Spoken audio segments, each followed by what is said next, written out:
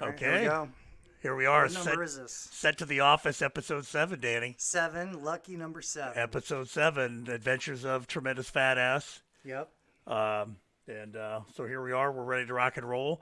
I want to apologize to all of our um, dedicated listeners, and they're in the dozens, maybe. I don't know how many there are. Dozens, Joel. Come on. Yeah, okay, in the single digits. Probably. Although I did just get a message from a friend asking where the hell our podcasts have been, so that's good. I got to take responsibility for that. I've been sick. I know you have been sick, and I've been sick, and you've been sick, and then Well, and then you were kind of dumb.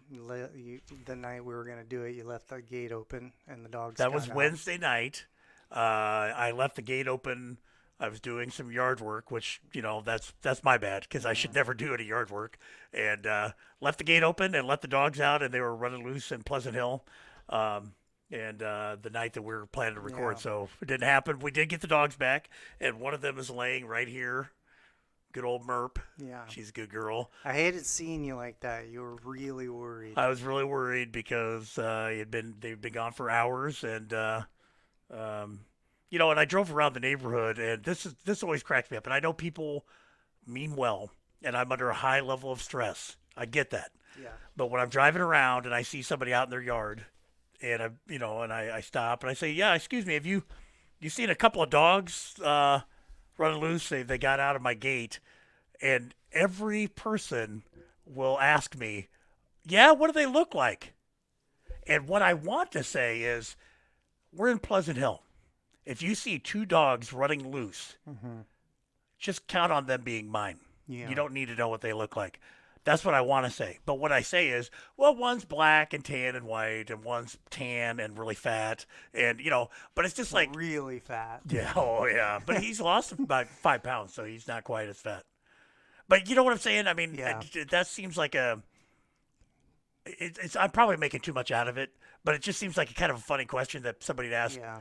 Well, what do they look like? Well, we're not in like rural Mexico where hundreds of dogs run loose in the neighborhood. I mean, Yeah. you walk around Pleasant Hill, there's no dogs running loose. So if you see 2 dogs running loose, they're probably going to be mine that I night. think it's their desire to I want to know. help at that I point. know, you know. What I mean? Like I'm saying, I'm overreacting to Well- that, and I'm at a high level of, because my dogs are gone. I'm worried about people do some stupid things, Yeah. though, for sure. And I kind of worry about Merp because she gets a little, little nippy sometimes with Not strangers. me. No, not with you, Dan. But anyway, so yeah, it's been a while since I think this is only our second podcast in about 3.5 weeks, so we're a little behind, but but we're ready to go, and We are. good day today, Dan. I smoked my first brisket. Oh, No, brisket, don't get all brisket? excited. What is a brisket? Brisket is a cut of beef. Beef. That is typically it's fatty in some parts, but it's also you have to slow cook it. You have to. Yeah. It really takes a long I've time. had it. I just never really knew like what part of the cut it is. Why? Yeah, because they say it's hard to smoke. You can mess a brisket You up. can mess it up, and it takes a long time. And it's generally the art of smoking. It goes from you start with a beer can. I'm talking listening. about smoking. I am listening. Okay. Every time I say smoking meat, are you gonna giggle? No. Okay, because I just need you to pay attention here and be serious. All right. You do it. I'm not doing anything. Yes, you do. I'm not doing anything. Okay, but when you get a smoker, okay, and you begin smoking meat, you start with something easy like beer can chicken or something because you can't mess that up, or you smoke some drumsticks or whatever. How old was your first time? When was? Like, how old were you when you first? A few years ago, Dan, Oh. when I got a smoker. Probably 7 or 8 years ago, I started with a charcoal smoker, which has its own challenges because it's hard to keep the heat regulated. You don't know what the temperature is half the time. I wouldn't like that. No, but there's a little bit.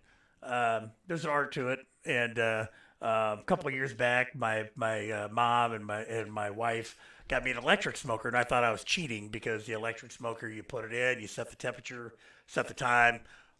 Generally walk away, and it's very low maintenance. But anyway, so That's more my style. yeah, and it's turned out I felt guilty at first, but now I love it because But you move up from chicken. You can do a pork loin. You do some, then you Yeah. have barbecue pork, whatever. I But like to do the pork butts. pork They're butt. just real easy. You Yep. can't hardly screw them up. Yep, you so can't hardly screw 'em up. And then the brisket is like I'm just never done a brisket. that's like the PhD level of smoking. And, especially because you're buying a brisket for $40, $50, $60. And, so there's some pressure. But last night I put it in about 11:30. Set the temp, got the chips in, just a real simple spice combination where I, kind of slathered some mustard on there as a kind of a bonding agent. I'm talking about stuff I really don't have a good grip on. There's going to be people that I know who listen to our podcast who are way better at this than I am, and they're probably thinking you said that I sound like a dipshit right now. But I'm doing it the best I can. I think you sound great, Joel. Well, because I'm here. I've accepted and the you're fact here. that we want to set our goals high, but we need to have realistic expectations as well. And Right. I don't expect to ever be better at smoky meat than you, Joel. I see. Okay. Well, So go ahead. I see where you're going with that. Yeah. So I put some mustard on there, and then I put some salt and pepper, a little garlic powder. Excuse me, and then set it in there, and then about 6, 7, 8 hours in, at like 225, 250, it varies what you want to the temperature. It enters a period called the stall, and the stall is where the brisket is excreting moisture from the brisket. Okay, to stay with me here. I'm with you. Okay, excreting moisture that is actually cooling the brisket down. So for like an hour or two, you don't think that it's cooking because the temperature of the brisket itself is staying pretty static. And then once you get through the stall and it gets to about 160 degrees, then you wrap it. You can either put it in foil or you can wrap it in butcher paper. I did foil because I don't know what the hell butcher paper is. And then from there, you pull it out when it's 200, 201, you pull the brisket out of the smoker at 201, 202, whatever, there's different schools. But today was my first one, and it turned out great. Good.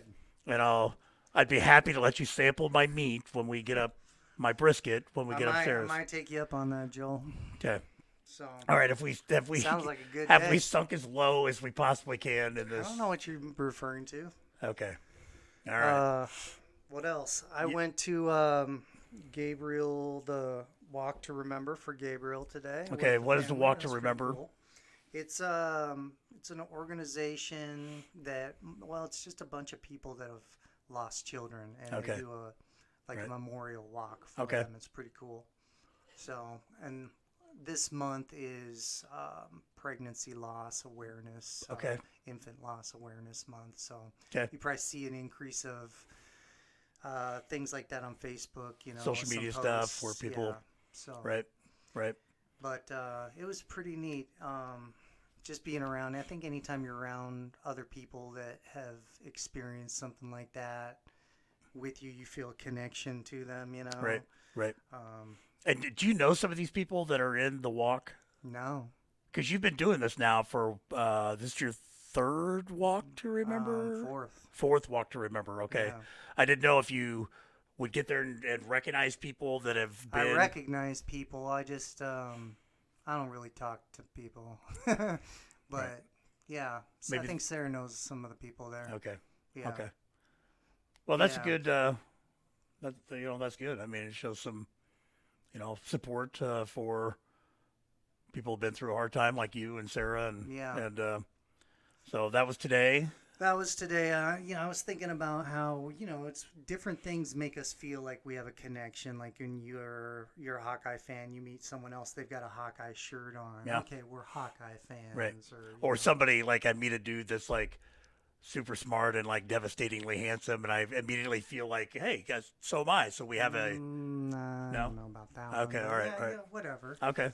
And it like once you get so big, it kind of dwindles off. Like I think you've got maybe if you were Christian, you met someone else who was a Christian, you'll feel like some extra connection maybe with Yeah. them. Then you could look at it politically, Right. Democrats, Republicans. I mean, then you got just we're Americans, but Yeah. after that, And to me today, being with those other people made me feel connected more so to Right, because you have a every very specific human. Like, connection. yeah, but at the same time, closer connection to everybody. Right. And like, you know, Yeah. there's so Okay. yeah. That's Well, what I saw the shirt, and I know I've seen you wear that shirt before, but I've also noticed that your shirt is getting smaller, and now Yeah. you're in an adult medium, which is concerning. Well, yeah. I'm trying not to lose any more weight. I've Yeah, been I have the sick. same problem, Every Dick. time I eat, I feel sick, so I don't eat very much. Hmm. So I need to go. I'm a believer in the healing the healing of the mind, Joel. Yeah, I understand. You know, I I understand. don't know. It might be time to get a second opinion. From Yeah, a you might want to doctor. get a second opinion. You're kind of wasting away, Danny. Yeah. Worried about that. So, but okay. Well, I wondered about that. That was today, and glad it went well. So, um, wanted to talk about a little bit about some topical things that have gone on this week. Uh, Actually, it was a week ago because we've already had a football game since the Lincoln High School Dowling Yeah. debacle. We were gonna talk about it last time. And then we got delayed, and then I now was it's sick, yeah. been 9 days since the debacle with the Dowling Lincoln football game where the Lincoln coach. I'm kind of glad we've been delayed because I feel I've been on this kind of my feelings about it have changed. Okay. Whereas I don't know if some people like feel the same way as they did initially. So what you felt initially is now different than what you feel now because you have more information. Yeah, a little bit. Okay. Yeah. But, All right. I mean, I don't know. Well, the background for, again, it's kind of like the Carson King thing. It's kind of been not only a local news event, but now it's sort of statewide, and I think I actually saw it on Yahoo News, national news. So it's a big thing. But 9 days ago, during the Dowling Lincoln football game, there was an incident where the Dowling or the Lincoln quarterback was hit by a Dowling player. And the hit was perceived to be an illegal hit by the coach of one of the coaches of the Lincoln High School Rail Splitters, who happened to be the player's father. And he it's a volunteer coach, right? no, he was a paid coach. Okay. He was a paid coach. He didn't work for the school, in my understanding. He had a different job during the day. He wasn't a teacher coach. He was a paid coach. And he'd been there for 15 years. And so we do have a clip if we're ready to roll. This is the hit that kind of instigated all this chaos. Okay. This is the play from the second quarter of Friday night's football game between Lincoln High School and Dowling Catholic. I don't know if Beck could run that back. Oh, it's going to show it again right here. Storm says the referee did not call a penalty on what appeared to be an intentional helmet-to-helmet hit on the Lincoln High School quarterback. Okay, keep it running. Quarterback is Storm's son. Storm charged at game officials. That is when the flags fly. A call against Storm. I was upset, don't get me wrong, but all I was saying is you're going to get my son killed out here, and I wasn't very happy with the call. Storm says he has been coaching at Lincoln for about 15 years. He realizes he crossed the line. I should not have said some of the words I said, yes. Used profanity. I believe that coaches are held to a higher standard, and we should not react like that. I have chose to resign as a football coach. Storm says he has apologized for his actions to his head coach and athletic director and the Dowling Catholic athletic director. However, he's still Okay, go ahead and cut it. charges. Okay, so that was the incident. Right. And your initial thoughts, about a week ago when you saw the video. I And hadn't even seen the video. The guys at lunch were talking about it. Okay. And so it was explained to me. I hadn't seen the video, but at the time I thought, well, you made the choice to be a coach with your son on the team. Right. When you're down there, you can't just go into crazy dad mode. Like you're representing your school as well. Right. And then also to me is like, yeah, it's understandable and it's his kid and everything, but also I mean we complain all the time about parent behavior at these little league games, soccer games, and Right. you can get on YouTube right now and see fist fights breaking out Yep. at these things. Yep. And so we have to hold our coaches To a to better a higher standard than Right. our expectations of the parents. Right. But that was really looking at it more afar than finding some more information later, Okay. which Right. kind of changed my perspective on it some Yeah. too. Right. Well, I agree with all of that, and it sounds like the coach in question acknowledges that he Yeah. reacted in a way that's not appropriate for an adult and a coach and all that. And I think we all probably can agree, I hope anyway, that his reaction, whether the intent was a pure intent, i.e. his child was potentially, hurt, it's still not okay to react Right. the way he did. And he acknowledges that. You have to tighten that up. There you go. I think you can say something, you can acknowledge that you understand why someone did it without saying it's okay. Yeah. And that seems to be what people are Right. on both sides not willing to do. Even on the other side to say, yeah, he should have saw that. He should have thrown a The flag. official. Yes. Right. Right. We need to do a better job with Right. that. Right. Everybody being honest, but it seems like, and I learned this kind of the backstory of it from you, that there's more to it even Right. than that about Right.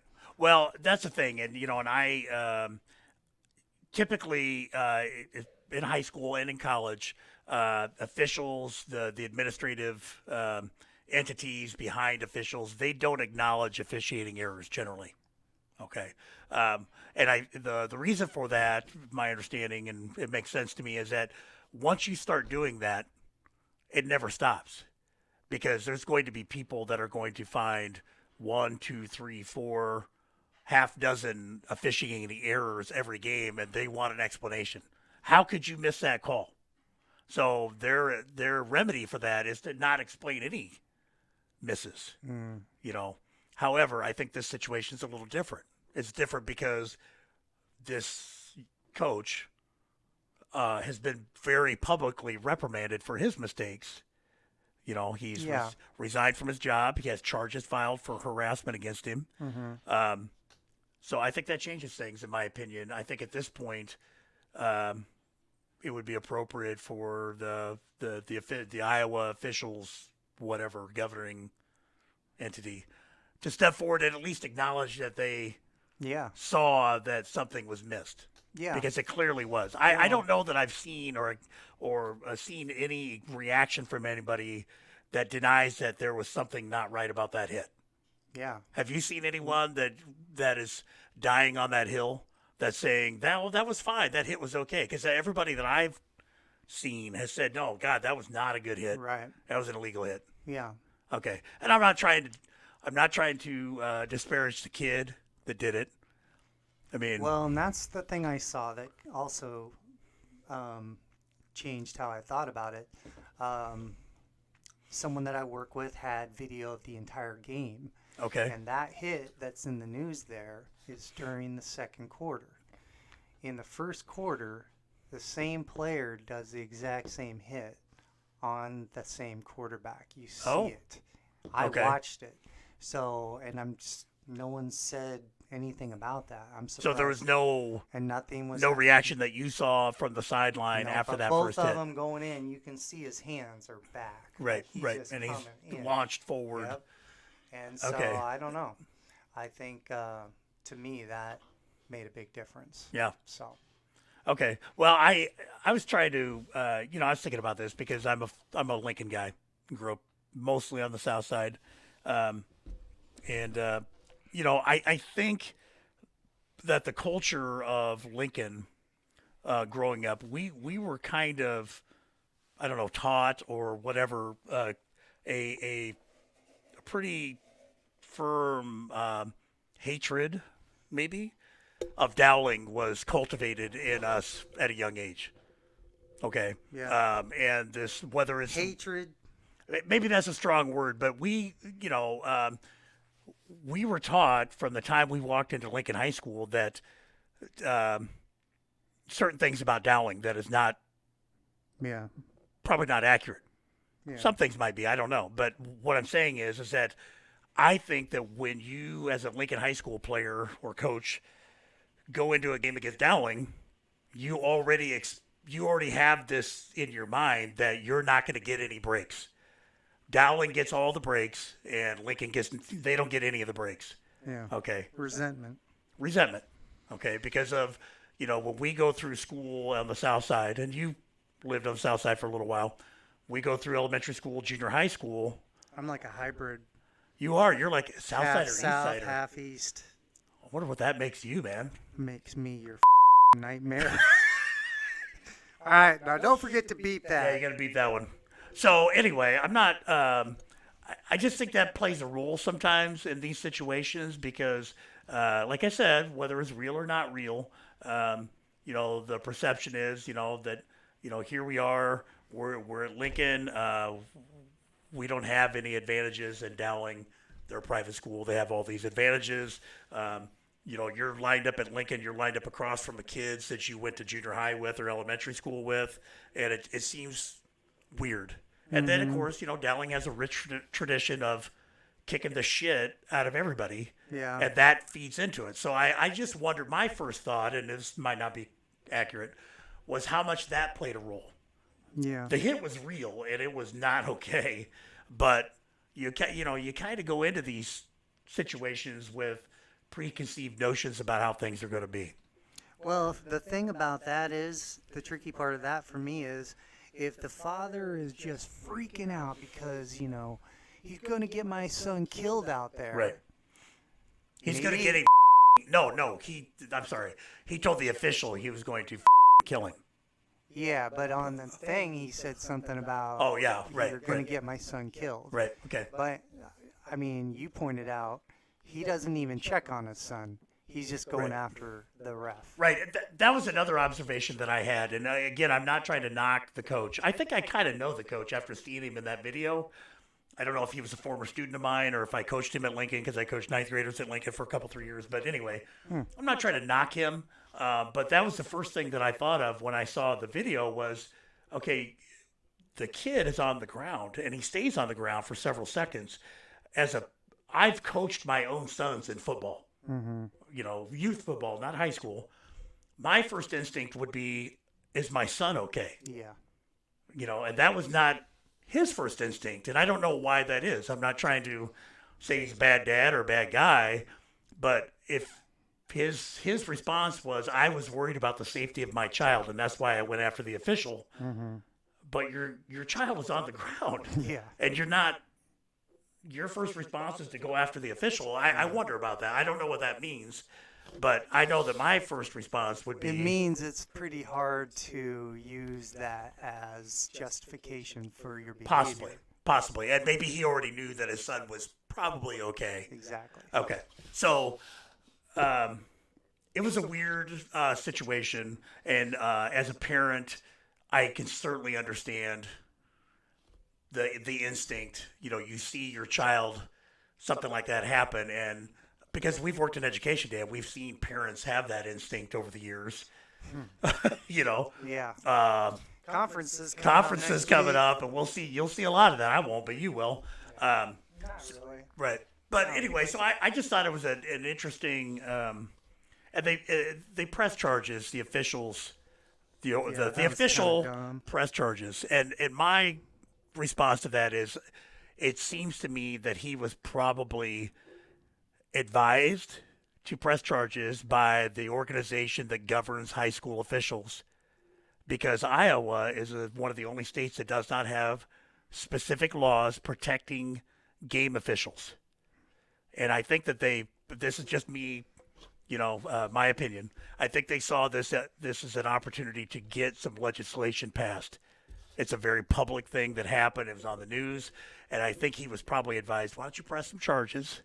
And that will maybe spur some legislation to protect, to bring about a law to protect these officials. So, I'm Like, not. what's the law say? Like, you're not allowed to throw eggs at them or something? I don't know. I What's- think I I would think it's. think most of that is obvious. Like, you need a law that says you are not allowed to hurt the. I think it's more specific language to address that specific scenario. Oh. that goes beyond just, what would normally be okay and not okay. Gotcha. So, and I think that's fine. I'm totally, I'm not, but I just, my thought is I would not be surprised if those charges got dropped. I would hope so. I would hope so because the guy suffered enough, man. I Yeah. mean, he resigned from his job.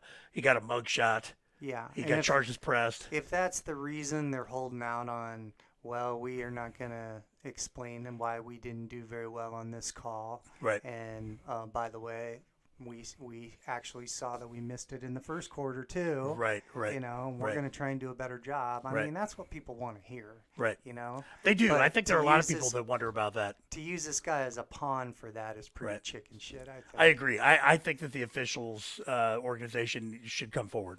And I'm not anti-official. They do a hard job. And even when I was a coach, I mean, you have moments where you disagree with things, but you also acknowledge, at least I do, it's a tough job. You're not going to see everything. They should have seen that because it was right in front of them and it was in the open field. They should have seen it, but they didn't. However, now that this is out in the open, it's a very public thing. I think we need a public statement saying, we're going to work on this to make sure that even if it's a general bullshit statement that Yeah. you hear all the time, we're going to work on this and train our officials to protect our athletes better. Some acknowledgement that they know that something happened that shouldn't happen. Yeah. That I think, but they're not going to do that. Well, they will if they get a promise to put the law on the docket. Yeah, That'll maybe. be about the time you get that statement, Maybe. probably. Maybe.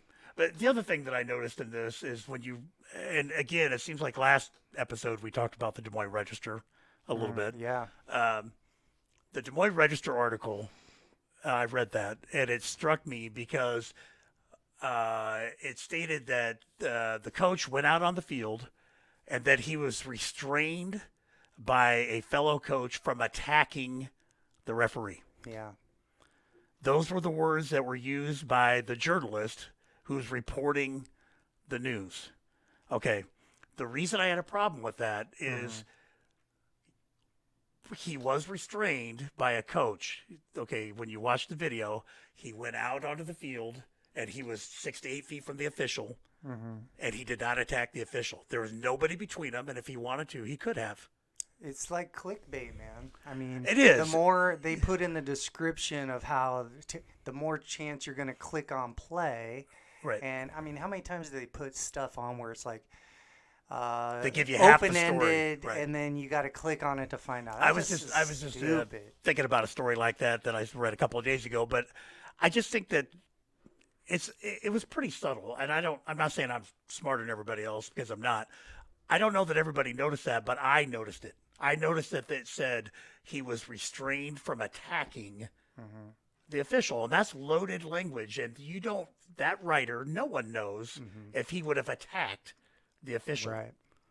We know that he told him he was kill him, which is not okay. Yeah. But how much punishment are we going to give to someone every time they say, "I'm kill you"? Yeah. No kidding. I mean, I'm not saying there shouldn't be a reaction, but he had a reaction. But I mean, I think there's some cultural stuff there too. I mean, if you grow up in a rougher part, not that I don't know this coach either, but I'm just saying, I've heard plenty of people go, "I'm gonna kill you," Right.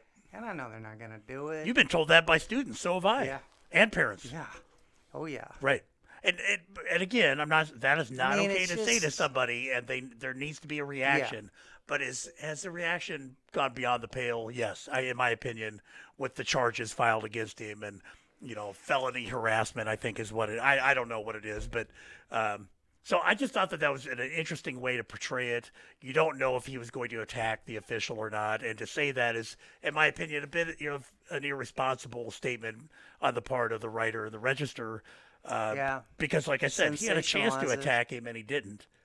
And but anyway, there's a lot of angles to this, and I'm pretty curious to see how it all plays out at the end of the day. But as of right now, the kid is okay. I think. I don't know if he played Friday night. I think he did. Did he? I don't know, but I'll bet his ass doesn't hurt as much as that team we played Friday night. Oh, Holy cow! that was What that was the painful. final score? 75-0. It was 69-0 at halftime. That's bullying. It's bullying. I'm just saying. Come on. It's bullying.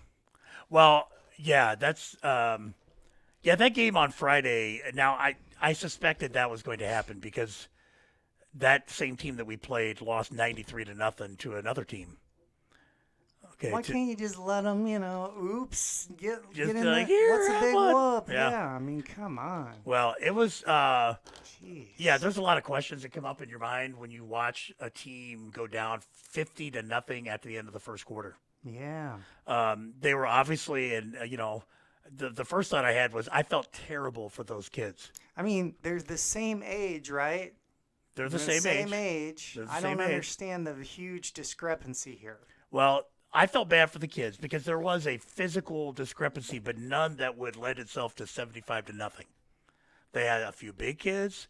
They had some kids So there's got to that be has some speed, but maybe not as many as we have. a coaching aspect. Well, that was what I thought, and Or maybe they don't start playing football in that area until Well, later in life. I don't know. Apparently. I don't know. Maybe it's our first that game. year.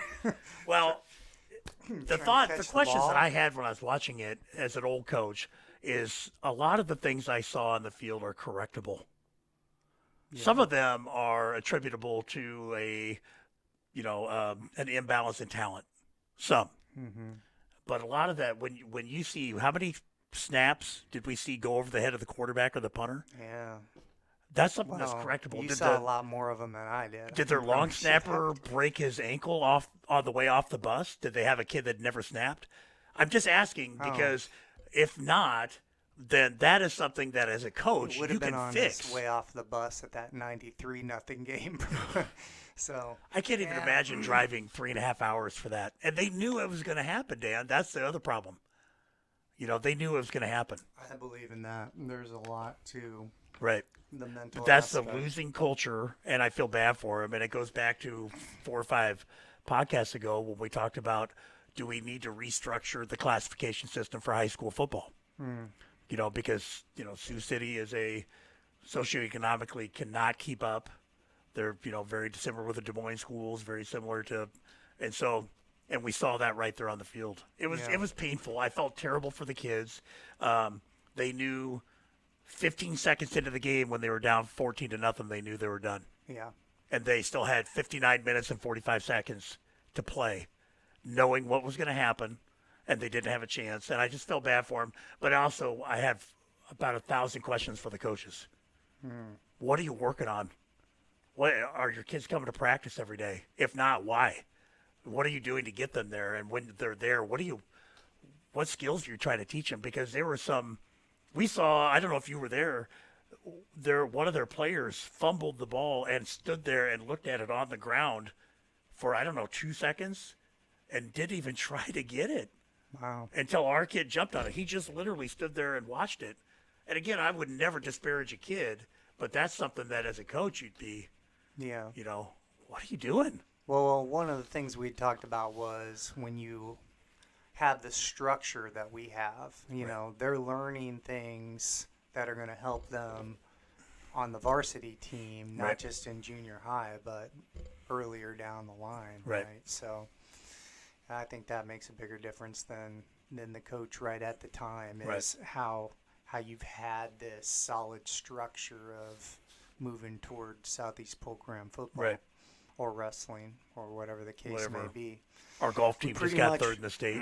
Yeah, third. I thought we got first. Third in the state. Huh. So, We yeah. pretty much wake up in the morning and piss excellence. Yep. you Yep. know.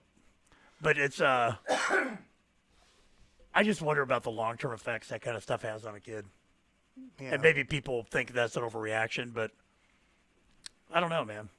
When we were in high school and Des Moines North was on a 50 or 60 game losing streak, I know some of the kids that played on those teams. Yeah. That's a hard thing, man, when you go into a game and you have no chance. And they're good. These guys that I know from North, good guys, good players. They just didn't have enough, Yeah. And I wonder about the long-term, effects, if any. Maybe some guys shake that shit right off and they don't think about it. Yeah. But Maybe it makes them better. maybe. So, anyway, where are we at on time right now, Beck? 34 minutes. 34. Okay, well, we're right toward the end. I don't know if you had something else. Here was my question for Okay. you. For every day you spend in solitary confinement, okay, Okay. you have no internet, no phone. I'm going to go no reading material. There's nothing. Okay. The lights are on, I don't know, whatever time, 7 in the morning, 6 Okay. in the morning. They go off at 9 at night. In between there, you're in a room, okay? Okay. Every day you're in there, you get $10,000 tax-free cash. all Every right? day I'm in there. But you have to say in advance how many days you're going to do. So then if you don't do that many days, you get nothing. So if I say I'm going to do solitary confinement for 10 days, 100 but I only grand. make it 7 days, I don't get You get seven. I don't nothing. get 70,000. I get nothing. Yep. And if you make it 10, you get 100 grand. If you make it 11, you get 100 grand. So that's why you want your So you want to push it wanna- to the you wanna limit, but push not it. go above. no, but you want to really think, okay, can I really do this? And that's Okay. my question to you. Okay, I have some questions in return. How big is the cell? It's not huge. I don't know, like whatever it normally looks like. A normal solitary cell? Is there a window? Yeah. No. No window. Just No maybe window for to the door. outside. No. And I have to stay in this cell 24/7. 24/7. There's a minutes toilet. Out. I don't get 10 minutes out in the yard. Nope. I don't get to go out and hang out with Red and the boys Nope. in the yard and pick up stones so I can No, make this a is chess set. special deal. You're in this room and that's it. You got a toilet. They're gonna bring you food. I mean, it's not gonna be. What's my bed like? Man. Hey, I mean, this is it's not important. Is it just a thin little prison mattress, Yeah. or do I get a? whatever is in a regular. I don't know what's in a regular. I've I never don't been in either, prison. but it's probably not good. So just picture that. Like I got back problems, Danny. I can't lay on a little 10 mattress grand. like this. You'll have to pay for some good back support. 10 grand. So Okay. per day. Cameras. That's a weird question. Yeah. our sound technician Beck has asked if there are cameras, and I almost grounded him for that. I almost grounded him for asking why would you want to know that? I know why. Same reason I would want to know why. It's a good question. It's a good question. I don't want to like trip and then have that on camera. Fair Right, enough. right. That's what. Yeah, I see. Hey, all right. Let's go with I'd go a year. a year. You would be begging and drooling and crying to come out after day 11. 365. Is that right? 365 days. Oh, how much money? I don't know. That's Take that times- 3.6 million. Jeez, check out the big brain on Brad. I wasn't even a math major. So Okay, you're gonna so- go year. All right, maybe I won't go a year because I don't think you I could do it. miscalculated. If I could Hey, I what could go. about? Were we supposed I'd to go do 3 months. That would be like over. That'd be like 900,000. If you say so. You don't think so? I don't know. I think it. I don't think. If you kept laser focused on the thought that when I'm done, my family is secure, couldn't that get you through 3 months? I think I could get through longer than you. Fuck that. And Look at you. You can't stay still. You can't stay still. How can you be there longer than me? I can sit still for hours. it's not about sitting still. That's a whole. It's about point. this. It's about this You can world get- in your As head. long as I can move, I've got 4x8. I could be doing some weird stuff in there. I'd keep myself busy, and then I'd do jujitsu in my head. Anyway, I was Well, I curious. think What about? Do we have emails we had to read? we're not going to get We to got them. to start doing those first. I know we'll do those first next time, but that's a good point about the kind of the fantasy world in your head that I don't have. Yeah. See, you would sit there and start ruminating and freaking I out. would. Plus, you can't. You And I don't- you couldn't don't get to communicate with talk my to family, anybody. could I? Exactly. Like I said. You But I need a- could get in shape because I'd have nothing else to do. I'd have nothing to read, so I'd be like DiCaprio in freaking The Departed, where he's doing the dips and push-ups and shit. That'd take about 5 minutes. What are you gonna do the rest of the day? Well, I got something else, but that would take a couple of We've minutes. got cameras. I know, got cameras. I can't. Right. All right. All right. Well, what else? That's it, bro. Okay. We're in.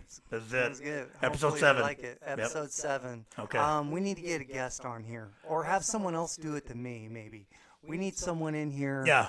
I want to do a third person though.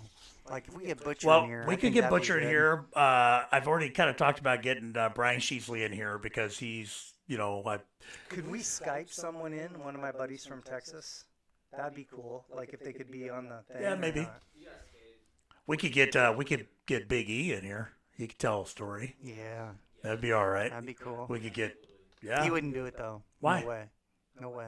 too much You- potentially controversial that could happen. Yeah, nah. Well. yeah, it's not in the. It's not in the. Not there. Not. Well, maybe we can pressure him. Maybe you can. I could get if you give me a list of questions, I could maybe take them and I could come back with the It'd be better answers. if E was right here. This is Maybe, what we need. Maybe someday. Okay. All right. All right, buddy. Well- Hey, I gotta go because I don't know if you know this, but the movie El Camino just came out, and it's a Breaking Bad movie. Okay, now you know. Is it you've on seen Breaking Bad. HBO? It's on Netflix. It just came out 2 days ago, and in anticipation of this movie, Marta and I decided to rewatch the entire Breaking Bad series, which I've only watched once, and that was when it came out. So it's been years, and you know my memory sucks. So it's like I'm watching it for the first time. Yeah. And we just got to the end. Spoiler alert: the end of season 4 when Gus walks out of Hector's. Remember Hector in the old folks' home and walks out Oh, of his yeah, room yeah, and fixes yeah. his tie, and then they show his face. Mm-hmm. And I just remember how shocked Marta and I were when we first watched that. Like, oh my God, that is so awesome! And then there was a whole season after that that was even better. So I could talk about Walt White for half an hour because Walt White is a misunderstood American hero. Wow. Yeah. But well. Another time. Let me just leave. I won't go into it, but let me just say this: if you could be the best, the number one best at anything in the world, Even cooking meth. even cooking meth, it would be an addiction. If you knew you were the best at cooking meth, at playing Yahtzee or Smoking meat, at smoking meat, which you are. I'm not One nearly of the the best. best. I'm not even. One of 'cause the I best. hardly ever do it, so I'm not that good at it.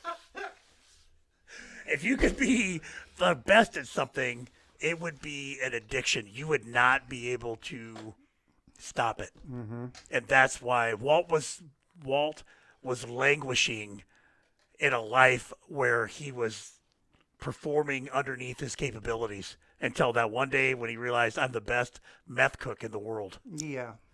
But anyway, so we're gonna finish watching And then his season ego, 5. His ego got the best of him. Yeah, he did. All So, right. all right, Dad. Let's Good to get see you, the buddy. part where I tell you fuck yourself. fuck yourself. Man, I love you. I love you. And I'm gonna finish this delicious Big Grove Brewery beer. Sweet. I'm gonna finish my water.